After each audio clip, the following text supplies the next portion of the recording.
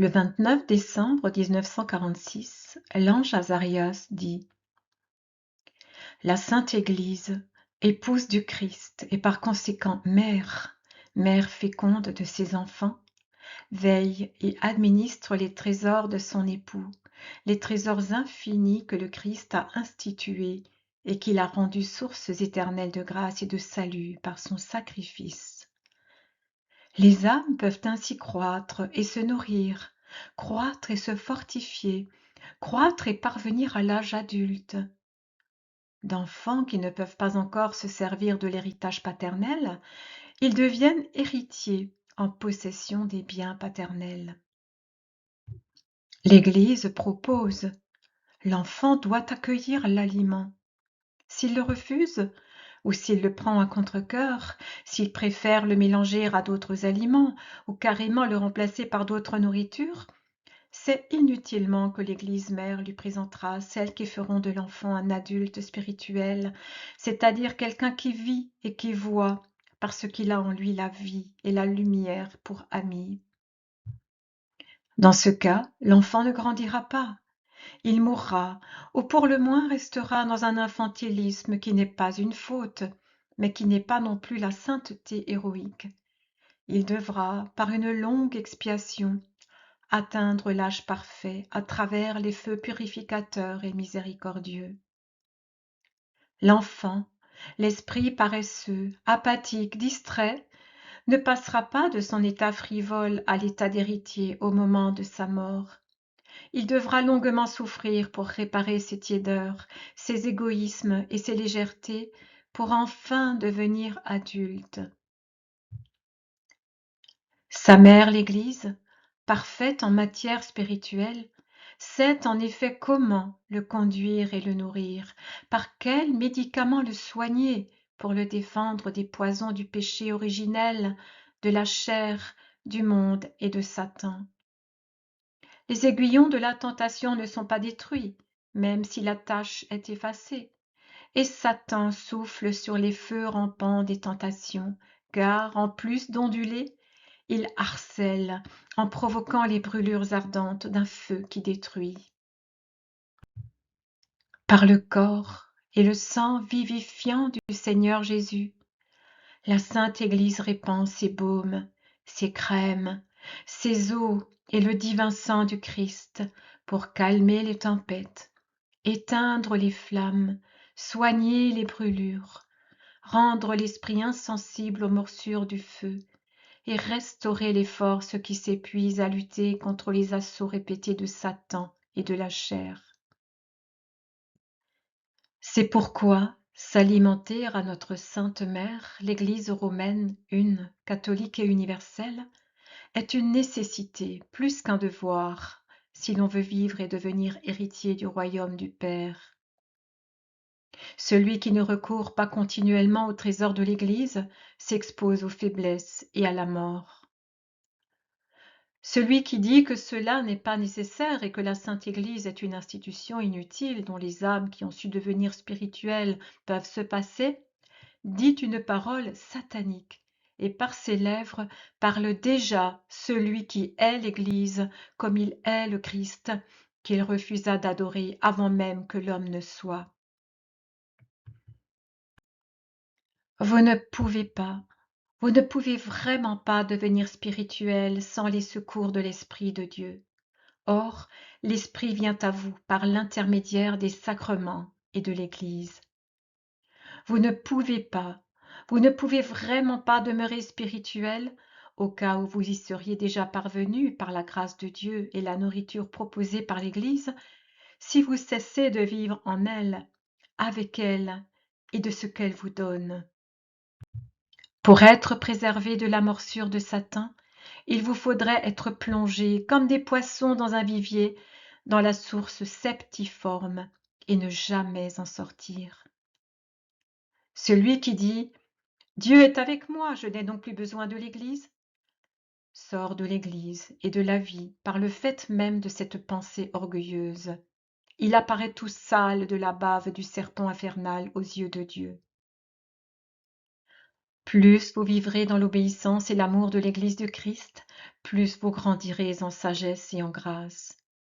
Plus vous têterez la vie à son sein, plus vous parviendrez à la virile robustesse des forts. Plus vous serez en Dieu et avec Dieu, plus Dieu sera en vous. Plus vous serez membre de la Sainte Église romaine, catholique et apostolique, dans le corps de laquelle circule le très saint sang de Jésus, mon Seigneur et le vôtre. Malheur à qui s'en détache. Malheur, 3 fois malheur à celui qui pousse quelqu'un à se détacher de l'Église.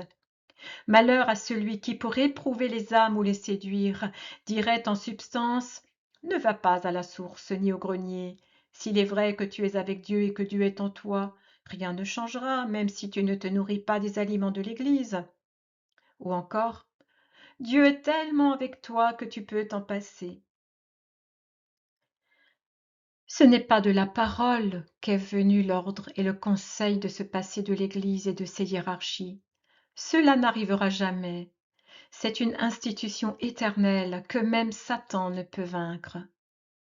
Si la violence de l'enfer et l'avalanche des hérésies et des péchés des siècles semblent vouloir la renverser, elle n'en subira qu'un rude choc qui la fera trembler et souffrir, mais duquel elle ne sortira que plus belle, ayant refait de soie luisante ces vêtements que la poussière de tant de choses avait ternis, et retrouvé la pourpre de son manteau de persécuté.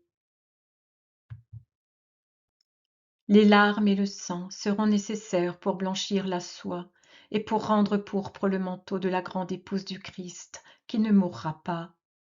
Après l'obscurité vient la lumière, toujours. À la création du monde, à la naissance du jour après la nuit, dans la succession des époques et des ères.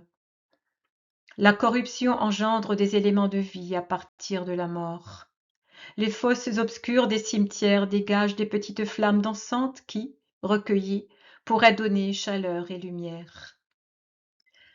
Même aux périodes spirituelles de grande tristesse, où il semble que la mort doive éteindre la vie, les ténèbres vaincre la lumière, et la matière étrangler l'esprit, la vie, la lumière et l'esprit ne sont pas pour autant vaincus. Ils sont piétinés. Ils sont cachés, comme le grain jeté dans le sillon et couvert de fumier pendant les tristes mois de l'hiver. Ce petit grain enterré sous des couches de poussière et sous la puanteur du fumier semble avili. Il semble perdu pour le soleil, et le soleil perdu pour lui. Mais justement parce qu'il est là-dessous, mortifié, écrasé, recouvert par la poussière et le fumier, il peut s'enraciner pour n'être jamais plus le léger petit grain que le passant peut broyer du pied, que le vent emporte ailleurs ou que l'oiseau avale. Il peut devenir une plante stable, gaie, utile, prospère, bénéfique, triomphante sous le vif soleil des mois les plus beaux, et dont la valeur et la puissance sont multipliées. La lumière semble s'obscurcir et la mort venir. La corruption se répand et prédomine en lourdes vagues. Ne craignez pas, c'est ce qu'il faut pour secouer ceux qui se sont assoupis et leur faire désirer les voies d'en haut. La lutte est utile pour maintenir la force de l'athlète. La nausée de la corruption fait désirer ce qui est pur. Les ténèbres poussent à rechercher la lumière. Le matérialisme, qui atteint des limites effrayantes, engendre une poussée de spiritualité. L'humanité, saisie comme une balle par Satan parce qu'elle s'était endormie dans le brouillard d'époques sans lutte religieuse, jetée avec dérision dans la boue, rebondira vers le haut par réaction au choc. L'ère de l'esprit viendra après cette ère de matérialisme. L'ère de la lumière reviendra après l'obscurantisme actuel. L'ère de la vie succédera à cette agonie presque mortelle. L'ère de Dieu se lèvera pour être la force dans l'ultime combat. L'ère de Dieu régnera après celle de Satan. Debout, chrétiens, dans la plénitude de votre amour pour Dieu, pour l'Église, pour le prochain et pour vous-même. Dieu le Père vous a envoyé son Fils, qui est aussi votre frère par la mère, pour qu'il soit votre Maître et Rédempteur et que vous soyez fils de Dieu. Comme vous êtes des fils, Dieu a infusé l'esprit de son Fils bien-aimé dans vos cœurs, celui qui crie pour vous, Abba, Père. L'homme, même le plus parfait, ne saurait jamais prier avec l'amoureuse violence qui obtient le miracle, tous les miracles. Voici alors que l'Esprit de Dieu prie en vous, pour vous, et obtient ce qui vous est saintement utile et nécessaire, apte à vous sanctifier. C'est toujours l'Esprit du Seigneur qui, enfermé dans le cœur des fidèles, demande et crie avec des gémissements inexprimables, Abba, Père.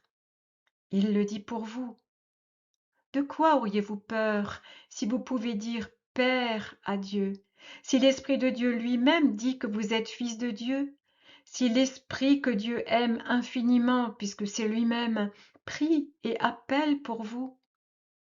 Courage donc, et ne craignez pas les choses qui passent. N'ayez pas peur. Vous n'êtes pas des serviteurs qui peuvent être licenciés du jour au lendemain et n'ont aucun droit sur les biens du père de famille. Vous êtes des fils, nés à la vraie vie par les mérites du Christ, gardés en vie par ces mêmes mérites que l'épouse du Christ vous offre maternellement. Vous êtes des fils, et l'héritage paternel ne peut vous être enlevé. Il ne peut être détruit parce que le royaume des cieux est intouchable. Les éléments corrupteurs de la terre ne peuvent rien sur lui. Les feux de Satan et les hordes déchaînées des démons ne parviennent pas aux lumineuses contrées où la joie des saints atteint sa plénitude, où la paix se perfectionne, où la charité est si sublime que vous n'en connaîtrez l'extension et la douceur extraordinairement bénéfiques qu'après cette vie. Cette jouissance, cet état de paix, cette possession de l'amour qui fait déjà la joie des vrais serviteurs de Dieu que vous êtes, et que moi, ange du Seigneur, je vous souhaite toujours plus parfaite, vous attend de là-haut. Ils sont à vous. Ils sont à ceux qui, contre tout et tous, et par fidélité à la parole, savent devenir et demeurer enfants de Dieu. Gloire au Père et au Fils et au Saint-Esprit,